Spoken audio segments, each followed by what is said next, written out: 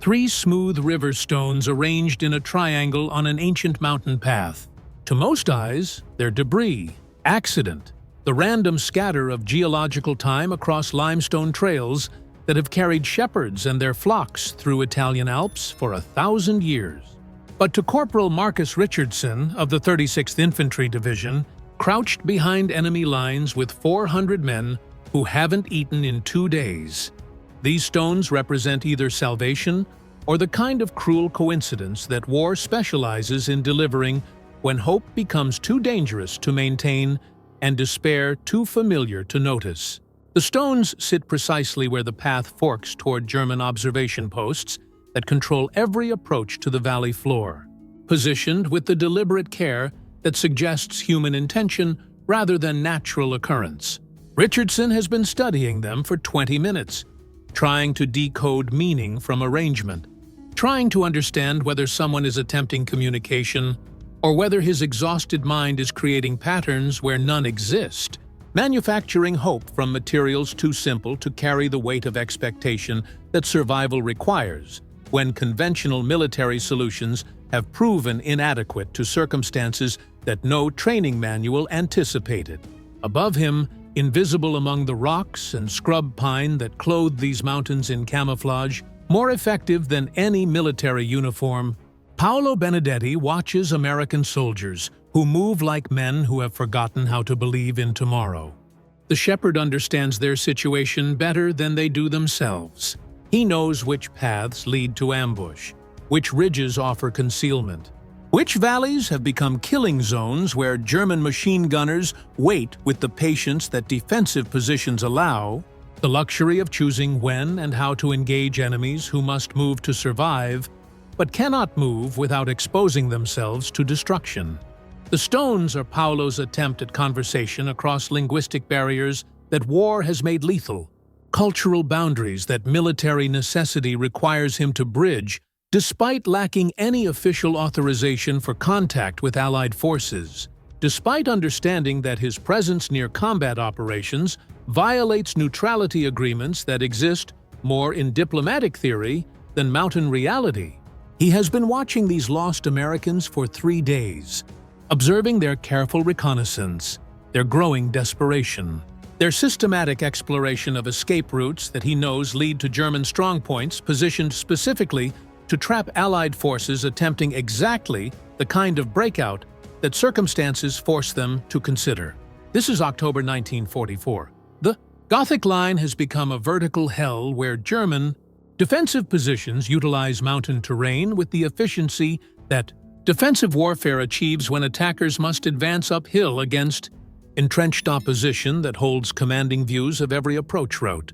The Italian campaign has devolved into the kind of grinding attrition that consumes divisions like fuel, where tactical gains are measured in hundreds of yards rather than miles, where strategic objectives become mathematical abstractions that have little relationship to the reality experienced by soldiers who must advance across ground that offers no concealment against enemies, who have had months to prepare positions designed to maximize killing efficiency while minimizing their own exposure to counterattack. The 36th Infantry Division's advance toward Monte Battaglia had proceeded according to plans that assumed German withdrawal rather than stubborn defense, tactical flexibility rather than fortified resistance. But assumptions prove inadequate when tested against reality, especially when that reality includes mountain warfare conditions that favor defenders who understand local terrain over attackers who depend on maps created by cartographers, who have never walked the ground they attempt to represent through lines and symbols that simplify geography, too complex for accurate representation on paper, designed for planning rather than navigation. Richardson's battalion had penetrated German lines during a night attack that succeeded beyond expectations, advancing through positions that seemed lightly defended, reaching objectives that appeared vulnerable to sustained assault. But dawn revealed the tactical situation differently. What had seemed like successful penetration was actually careful channeling. German defensive tactics that allowed Allied forces to advance into prepared killing zones positions that could be isolated and destroyed through coordination between observation posts that commanded comprehensive views of terrain that attacking forces experienced as maze rather than battlefield. The isolation became complete when German counterattacks cut the communication lines that connected advanced units with division headquarters, eliminating radio contact that allowed coordination between forward elements and supporting artillery, severing the technological umbilical that modern military operations require for tactical coordination. Without radio communication, the battalion existed in informational vacuum, unable to call for support, unable to coordinate with adjacent units, unable to receive updated intelligence about enemy positions or friendly force locations that might provide opportunities for breakout or link-up with main Allied lines. Food became critical within 48 hours. Water remained available from mountain streams, but ammunition expenditure during the penetration attack had reduced available firepower to levels that made sustained combat inadvisable, especially against German positions that showed every sign of deliberate preparation rather than hasty improvisation. Medical supplies were adequate for current casualties, but insufficient for the kind of losses that breakout attempts typically generated when conducted without artillery support against prepared defensive positions. The tactical situation offered limited options, none appealing. Attempting to retrace their advance route meant attacking German positions that had been reinforced since the original penetration, advancing uphill against enemies who now understood Allied capabilities and had positioned themselves accordingly. Seeking alternative routes meant navigation through terrain that none of the American officers understood adequately, movement across ground that might lead to additional German strongpoints or simply to geographic dead ends that would trap the entire battalion in positions even more vulnerable than their current location. Staying in place meant slow degradation of combat effectiveness as food supplies diminished and ammunition reserves decreased. Gradual transition from effective fighting force to collection of hungry soldiers whose ability to resist. German elimination efforts would decline predictably until surrender became the only alternative to annihilation. Military mathematics were clear. Without resupply or reinforcement, the battalion had perhaps 1 week of effective combat capability remaining before hunger and ammunition shortage transformed tactical problem into humanitarian crisis. Paolo Benedetti understands these calculations differently. He sees American soldiers who possess superior weapons, better training, more sophisticated equipment than the German forces that surround them, but who lack the essential knowledge that makes mountain warfare possible. Understanding of terrain that exists beyond the reach of maps, awareness of paths that connect valleys through routes that military planners never discover because they assume roads where shepherds know only trails. Comprehensive knowledge of local geography that includes water sources, concealed movement routes, observation positions that provide tactical advantages unavailable to forces that depend on conventional military intelligence rather than lifetime accumulation of environmental awareness.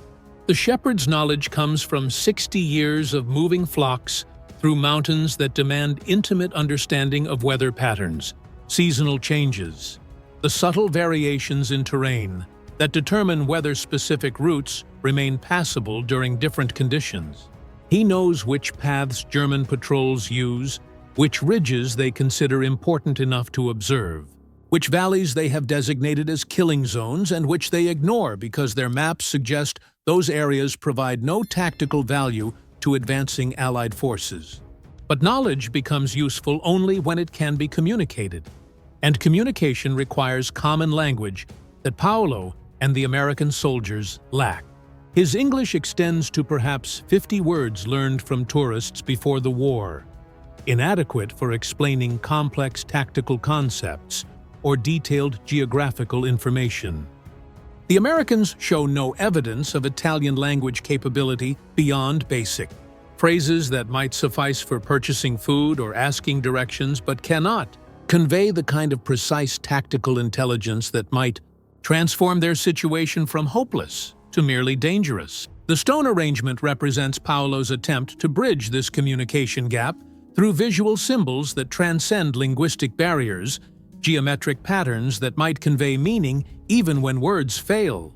The triangle formation that he created on the path fork is intended to indicate direction, to suggest that safety lies along the route that most military logic would consider impassable, the narrow trail that winds through terrain too steep for vehicle movement, too exposed for large unit maneuvers, too technically challenging for forces that lack specialized mountain warfare training.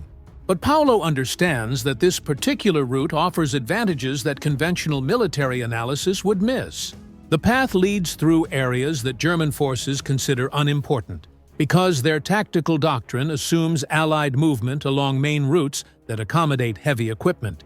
Standardized logistics, the kind of mechanized warfare that European terrain generally supports. The Germans have positioned their strongest defenses to control roads, bridges, the obvious approaches that military common sense suggests attacking forces must utilize to maintain supply lines and coordinate large unit movements.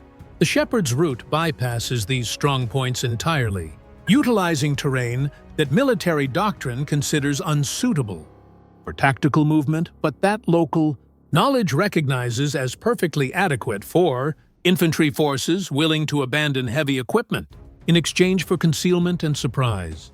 The path connects valleys through passes that appear on no military maps, follows ridgelines that provide concealment from German observation posts, descends through areas where Allied forces could approach German rear positions without detection by defenders focused on more obvious threat axes. Richardson studies the stone triangle with growing recognition that the arrangement is too precise for accident, too purposeful for coincidence. Someone has placed these stones deliberately, positioned them at this specific location for reasons that presumably relate to the tactical situation that the battalion faces. But interpretation requires assumptions about the arranger's knowledge, intentions, and tactical understanding that might prove fatally incorrect if applied to decisions that affect 400 lives, depending on leadership choices based on information too uncertain for confident action. The decision to follow the stone indicator comes from elimination of alternatives rather than confidence in unconventional solution. The known routes lead to confirmed German positions. Remaining in place guarantees eventual elimination through attrition that will reduce combat effectiveness below survival threshold. The unknown path suggested by stone arrangement might lead to ambush, might lead to impassable terrain, might lead to tactical disaster worse than current predicament. But it might also lead to opportunity that conventional military analysis cannot recognize, possibility that exists outside normal tactical doctrine, but within the realm of local knowledge that American forces lack completely. The movement begins at midnight, when darkness provides concealment that daylight eliminates. When German observation posts face the visual limitations that favor forces willing to accept the navigation challenges that night movement imposes. Richardson organizes the battalion into small groups that can move quietly through terrain that larger formations would find impossible to negotiate without, creating noise signatures that alert German listening posts, positioned specifically to detect Allied movement through areas that standard military doctrine considers suitable for tactical maneuvers. The path that the stones indicated proves more challenging than any American soldier anticipated. The trail winds through rock formations that require technical climbing skills, across slopes where loose stone creates avalanche hazards that threaten entire groups if movement discipline fails, through areas where wrong steps mean falls that could disable personnel whose loss would compromise the entire breakout attempt. But the route also provides concealment more complete than any military camouflage could achieve. Natural cover that renders advancing forces invisible to German observation even during daylight hours when movement would normally be impossible. The first indication that Paolo's intelligence is accurate comes when the lead scouts discover German communication lines that run through valleys below the Shepherd's Path, equipment installations that suggest rear area positions rather than frontline strongpoints. The cables carry telephone communications between observation posts and command centers, technical intelligence that reveals German positions organized around assumptions about Allied movement that the Shepherd's route violates completely. Following these communication lines backward provides navigation aid that leads toward German command positions that have never been designed to resist attack from directions that military doctrine considers impossible for Allied forces to utilize. The second confirmation arrives when American forces observe German positions from angles that the defenders never anticipated, viewpoints that reveal defensive arrangements designed to control specific approaches while remaining vulnerable to attack from directions that conventional military analysis would never consider. Machine gun positions that dominate main valleys show their backs to slopes that standard tactical doctrine declares unsuitable for infantry movement. Artillery positions that control road networks remain exposed to small unit attack from terrain that military common sense suggests attacking forces cannot reach without detection. The tactical opportunity that emerges exceeds anything that standard breakout planning could have achieved. Instead of attacking prepared German positions from predictable directions using approaches that defensive planners had anticipated and prepared to counter, Richardson's battalion finds itself positioned to attack German rear areas from directions that no defensive doctrine considers necessary to protect. The surprise achieved through unconventional approach provides tactical advantages that superior German defensive positions cannot neutralize when those positions face attack. From angles their design never accommodated. The attack begins at dawn, when German observation posts remain focused on valleys and ridgelines that military logic suggests provide the only viable approaches for Allied forces attempting to break out of encirclement. The first German positions fall to small unit actions that neutralize communication points before defensive coordination can develop, eliminating the technological systems that allow modern defensive positions to function as integrated networks rather than isolated strongpoints. Without communication between positions, German defensive arrangements lose the coordination that makes them effective against conventional attack, devolving into individual positions that can be eliminated sequentially rather than comprehensive defensive system that must be overcome simultaneously. The cascade effect develops faster than German commanders can respond. As communication networks fail and observation posts fall silent, defensive coordination collapses in ways that expose additional German positions to attack from directions their placement never anticipated.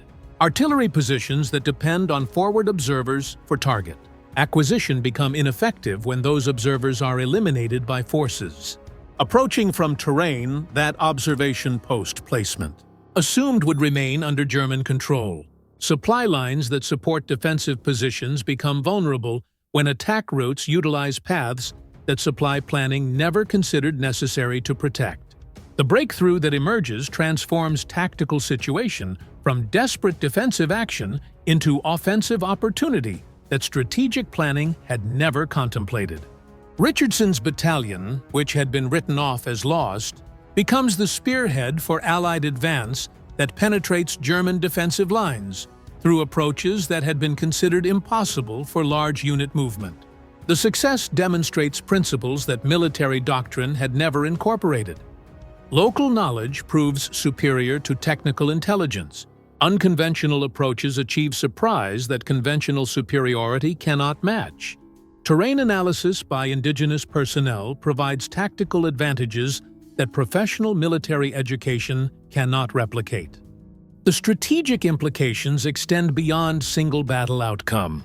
The success of Paolo's stone signal system and Richardson's willingness to trust local knowledge over military convention establishes precedent for cooperation between Allied forces and civilian populations that possess environmental knowledge unavailable through standard intelligence collection. Mountain warfare doctrine begins incorporating local expertise as essential component of tactical planning rather than optional supplement to professional military analysis.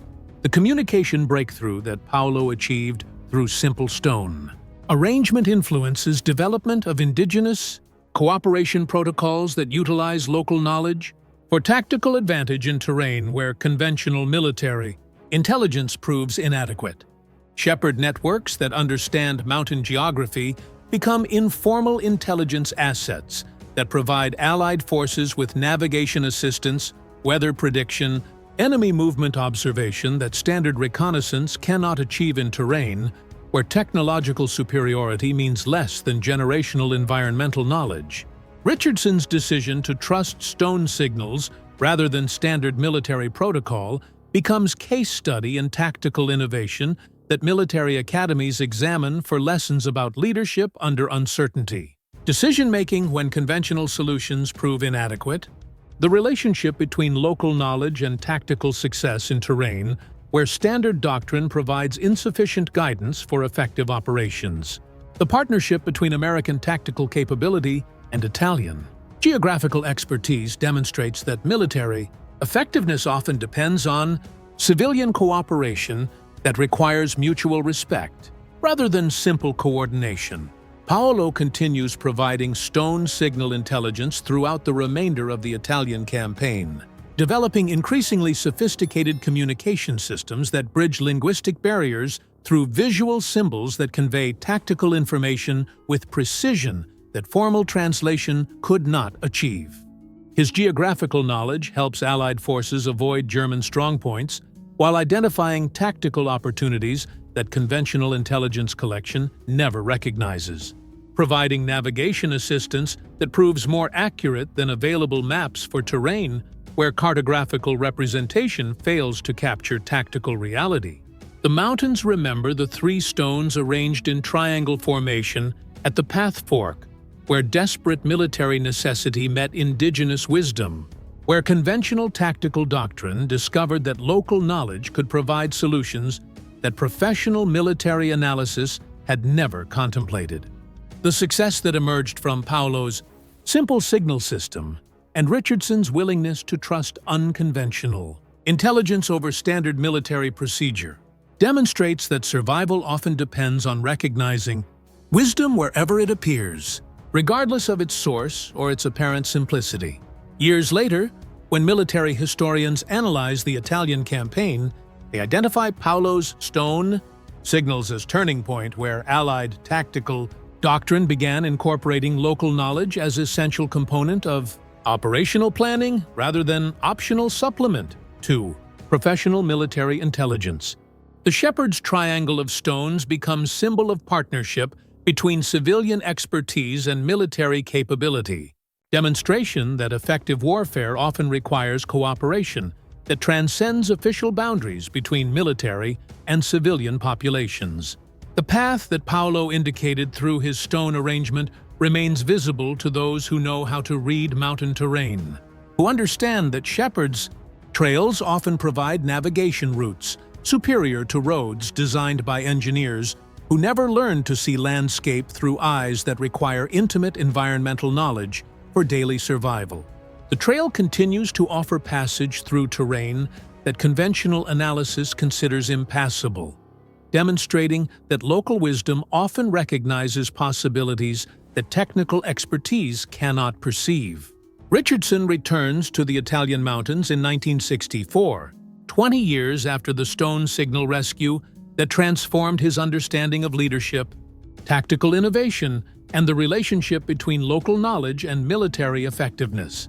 He locates the path fork where Paolo had arranged three stones in triangle formation, finds evidence that subsequent travelers have maintained the tradition, adding their own stone arrangements to mark safe passage through terrain where navigation remains challenging for those who lack generational knowledge of mountain geography. The meeting between Richardson and Paolo, now 73 years old and still shepherding flocks through paths that he has walked for 6 decades, occurs at the same location where three stones had once bridged the communication gap between desperate military necessity and indigenous wisdom. Their conversation happens in broken Italian and halting English, supplemented by gestures and shared understanding that transcends linguistic barriers through mutual recognition of competence, respect for knowledge that proved effective when conventional solutions failed. Paolo explains that the stone arrangement had been traditional shepherd communication, method that mountain communities used for centuries to share information about weather conditions, safe passages, hazards that required attention from travelers who followed paths that connected valleys through routes that official maps never documented. The triangle formation that Richardson had interpreted as tactical intelligence was actually practical guidance, traditional way of indicating direction toward safe passage when other routes presented danger that local knowledge recognized but visiting travelers could not perceive. The conversation reveals that Paolo's assistance had not been military decision but humanitarian choice.